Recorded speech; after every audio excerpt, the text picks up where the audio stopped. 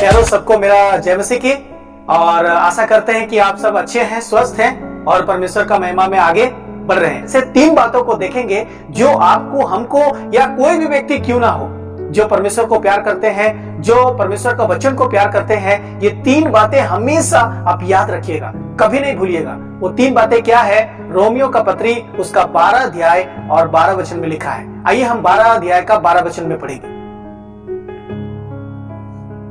आशा में आनंदित रहो, क्लेश में स्थिर रहो, प्रार्थना में नित्य लगे रहो। 3 बातों को हम लोग यहाँ पर पढ़ते हैं। आशा में आनंदित रहो, क्लेश में स्थिर रहो, प्रार्थना में नित्य लगे रहो। ये 3 बहुत ही दामी बात है जो हर एक विश्वासी के जीवन में होना जरूरी है। सबसे पहली बात, आशा में आनंदित रहो। आज हम जानते हैं प्यारो, कोई भी जाति का लोग हो, कोई भी भाषा का लोग हो, कोई भी दुनिया के लोग हो, जिसके जीवन में कोई आशा, कोई उम्मीद नहीं है। वो लोग सोचते हैं होगा तो ठीक है, नहीं होगा तो ठीक है। लेकिन हमारे और आपके लिए बहुत बड़ा आशा है, बहुत बड़ा एक प्रतिज्ञा है, बहुत बड़ा एक खुशी है। इसलिए बोला आशा में आनंदित रहो। हम जानते हैं हमारे लिए एक आशा है कि प्रभु यीशु मसीह इस दुनिया में आए, हमारे और आपके लिए मरे, उसके बाद मर के जी उठे, जी उठने के बाद वो स्वर्ग गए हैं, वो फिर से आने वाले हैं। उन्होंने आशा दिया है ये दुख भरे संसार से, कष्ट भरे संसार से, जहां पाप होते हैं, जहां बुराई होते हैं, जहां निंदा होते हैं, जहां समस्या होते हैं, जहां कष्ट होते हैं, जहां बीमारी होते हैं, जहां तकलीफ होते हैं, ये दुख भरा संसार से प्रभु यीशु मसीह हमें एक सुख भरा जगह में लेके जाएंगे, जहां रोना नहीं, जहां विलाप नहीं, जहां पीड़ा नहीं, जहां कोई तकलीफ नहीं। प्यारो, हम यहाँ पर देखते हैं कि प्रभु यीशु मसीह हमें एक आशा देके गया, मैं तुम्हारे लिए जगह तैयार करने जा रहा हूं। हमारे लिए एक आशा है कि ये दुनिया हमारा घर नहीं, दुनिया हमारा जगह नहीं, हम केवल यहाँ रहते हैं परदेसी होकर के, एक दिन हम लोग अपना देश, अपना स्वर्ग जाएंगे। प्यारो, आज दुनिया के लोगों को आप पूछिए, क्या आपके जीवन में कोई आशा है? मरने के बाद आप कहां जाएंगे? आप पूछ के देखिए, कल आपका क्या होगा? आपको कोई आशा है? वो बताएगा मालूम नहीं, हम नहीं जानते हैं। प्यारो, उसके लिए कोई आशा नहीं है। अगर होगा तो होगा, नसीब में है तो होगा, ऐसा सोच, ऐसा विचार लोगों के जीवन में है। प्यारो, हम लोग नसीब का बात नहीं कर रहे हैं। हम लोग वचन में देखते हैं कि हमारे लिए एक आशा है, हमें आशा परमेश्वर दिया है कि ये दुख भरा संसार से प्रभु यीशु मसीह उठा करके हमें वो सुख भरा आशीष में लेकर के जाएंगे, जहां पर हमें कोई तकलीफ नहीं, कोई कष्ट नहीं। हमारे लिए एक आशा है। इसीलिए पौलुस ने क्या बोला लोगों को? आशा में आनंदित रहो।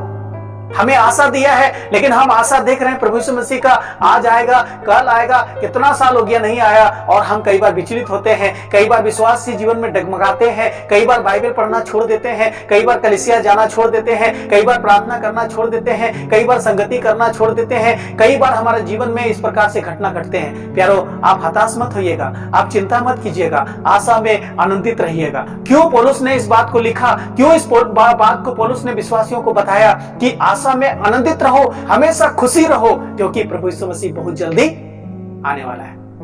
प्यारो, आपके लिए, हमारे लिए, जो परमेश्वर को विश्वास करते हैं, जो वचन को विश्वास करते हैं, जो यीशु मसीह को विश्वास करते हैं, जो परमेश्वर से प्रेम करते हैं, उसके लिए आशा है। आपके लिए बहुत बड़ा आशा है। प्यारो, ये जो संसार में आप जी रहे हैं, जहां पर आप देख रहे हैं लोग बुराई कर रहा है, जहां पर आप देख रहे हैं लोग निंदा कर रहा है, जहां पर आप देख रहे हैं लोग बुराई से जी रहा है, आपको तकलीफ हो रहा है, मन में कितना कष्ट हो रहा है, कितना आपको तकलीफ पहुंच रहा है, आपको लग रहा है कि इस दुनिया में क्यों हम रहें। लेकिन प्यारो, आप याद रखिएगा, प्रभु यीशु मसीह बहुत जल्दी आने वाला है। वो जगह तैयार करने के लिए गया है, वो जगह तैयार करके बहुत जल्दी आएगा और हमें और आपको वहां पर लेके जाएगा, जहां पर आनंद ही आनंद है, जहां पर कोई तकलीफ, कोई कष्ट नहीं है। वहां पर हमें पैसा का चिंता नहीं लगेगा, वहां पर बीमारी नहीं रहेगा, वहां पर तरह तरह का खुशी खुशी खुशी मिलेगा।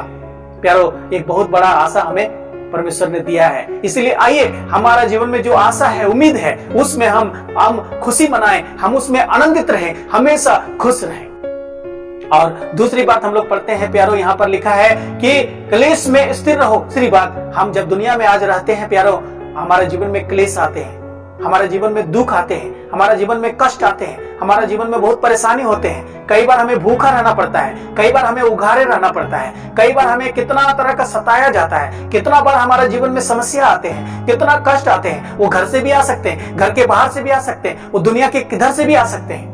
प्यारो, क्लेश में स्थिर रहिए। कोई भी तरह का क्लेश आपके जीवन में आ रहा है, आप यीशु मसीह के कारण में आपको थूका जा रहा है, यीशु मसीह के कारण में आपको निंदा किया जा रहा है, यीशु मसीह के कारण में आपको तरह तरह का बुराई किया जा रहा है, आपको दोषी ठहराया जा रहा है, आपको दोष लगाया जा रहा है, आपको समस्या दिया जा रहा है, आपको तरह तरह से सताया जा रहा है, आपको मारा जा रहा है, आपको कष्ट दिया जा रहा है। आप घबराइएगा नहीं, आप क्लेश में स्थिर रहिएगा। प्यारो, मैं भी प्रभु यीशु मसीह को विश्वास करने के बाद कई लोगों ने मुझे तकलीफ दिया, कई लोगों ने मुझे कष्ट दिया, कई तरह का सताव मेरे जीवन में आया, लेकिन मैं पीछे नहीं हटा। मैं उस क्लेश में स्थिर रहा। आने दीजिए, आंधियां आती है आने दीजिए, समस्या आते हैं आने दीजिए, कष्ट आते हैं आने दीजिए। उसमें हमको डरने और घबराने का जरूरत नहीं है। प्रभु यीशु मसीह ने एक कहानी बताया था कि एक व्यक्ति ने बालू में घर बनाया और एक व्यक्ति ने चट्टान पर घर बनाया। लेकिन जिसने बालू पर घर बनाया, वो आंधियां आई, बाढ़ें आई, पानियां आई, वो बह गया, सत्यानाश हो गया। लेकिन जो चट्टान में घर बनाया था, वो आंधियां आई, तरह तरह का मुसीबतें आई, बाढ़ें आई, तरह तरह का झोंका आया, वो टूटा नहीं, हिला नहीं, वो दृढ़ बना रहा।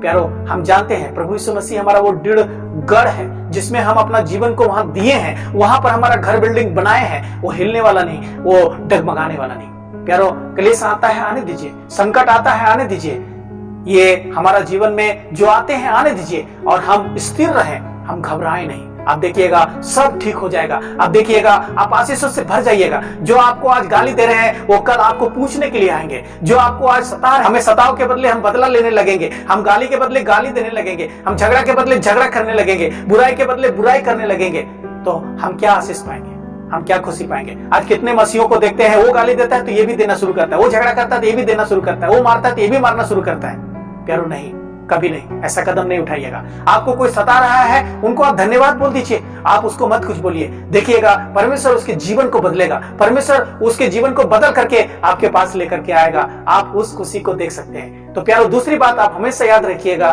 कि क्लेश में स्थिर रहिएगा। कितना बड़ा भी क्लेश क्यों ना आए, अगर प्रभु यीशु मसीह का उस चट्टान पर आपका घर है, कितना भी बाढ़ें आए, कितना भी पानी आए, कितना भी तरह का झोंका आए, वो गिरेगा नहीं, टूटेगा नहीं। लेकिन जिसका जीवन प्रभु यीशु मसीह में नहीं है, वो बालू में है, वो आने से ही, एक झोंका आने से ही वो विश्वासी जीवन में क्या होता है, गिर जाता है। फिर वो बाइबल पढ़ना छोड़ देता है, वो कलीसिया जाना छोड़ देता है, वो फिर परमेश्वर को प्यार करना छोड़ देता है, फिर वो संगति करना छोड़ देता है, फिर वो तरह तरह का बुराई में जीवन बिताता है। वो सोचता है क्या होगा बेसब्जी करके। प्यारो, आप कभी ऐसा कदम नहीं उठाइएगा। और फिर प्यारो, हम लोग तीसरी बात देखते हैं कि प्रार्थना में नित्य लगे रहें। प्रार्थना करना कभी नहीं छोड़िएगा। कितना भी समस्या आएगा, कितना भी दिक्कत आएगा, प्रार्थना करना कभी नहीं छोड़िएगा। हर समय प्रार्थना कीजिएगा। आप चलते हैं उस समय प्रार्थना कर सकते हैं, आप किसी से बात कर रहे हैं मन में, आप प्रार्थना कर सकते हैं। प्रार्थना में नित्य लगे रहें है। प्यारो, हम तीन बातों को देखते हैं। पहला बात हम लोग देखते हैं कि तुम क्या करो, आनंदित रहो, हमेशा खुशी रहो, खुश मुख नजर आना चाहिए, हमेशा खुशी दिखाइए लोगों को। अरे मेरे जीवन में इतना बड़ा खुशी है, प्रभु आने वाला है। और जब आप देखते हैं दुनिया में अरे ऐसा हो रहा है, वैसा हो रहा है, आपको टेंशन लेने का जरूरत नहीं, आपको घबराने का जरूरत नहीं। आप खुश रहिए, खुशी से घूमिए, खुशी से सारा जगह में रहिए। और दूसरी बात, जब आपके जीवन में कष्ट आते हैं, जब आपके जीवन में समस्या आते हैं, आपको डरने का जरूरत नहीं, आपको स्थिर बने रहने का जरूरत है, आपको दृढ़ बने रहने का जरूरत है, प्रभु के चरणों में बैठने का जरूरत है। वो आपको नहीं, वो प्रभु यीशु मसीह को सता रहे हैं। वो आपको नहीं सता रहे, वो आपको गाली नहीं दे रहे, वो आपको समस्या नहीं दे रहे, वो आपको दुख नहीं दे रहे, वो सब प्रभु यीशु मसीह को दे रहे हैं। प्यारो, हम प्रेरितों के काम 9 अध्याय पढ़ेंगे। पौलुस, जब साउल नाम था, वो गया था दमिश्क के लोगों को जाकर के मारने के लिए, वो चिट्ठी लेकर के गया था। तो प्रभु यीशु मसीह बोला, तू मुझे क्यों सता रहा है।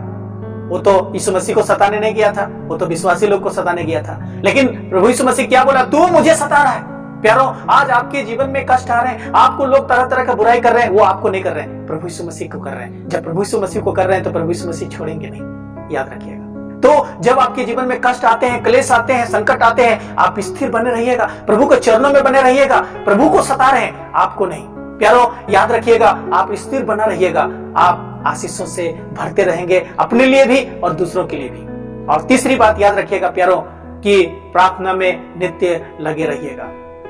हमेशा घुटना में आइएगा, हमेशा घुटना टेकिएगा, परमेश्वर से मांगिएगा, परमेश्वर से बात कीजिएगा, परमेश्वर के पास अपने जीवन को सौंप दीजिएगा। आप देखिएगा आशीष से आपका जीवन भर जाएगा। प्रभु यीशु मसीह जब दुनिया में आया था, यीशु मसीह को देखते हैं भोर को प्रार्थना कर रहा है, कई बार हम लोग देखते हैं सारा रात प्रार्थना कर रहा है, कई बार देखते हैं कई तरह का प्रभु यीशु मसीह प्रार्थना कर रहा है। क्यों ऐसा किया?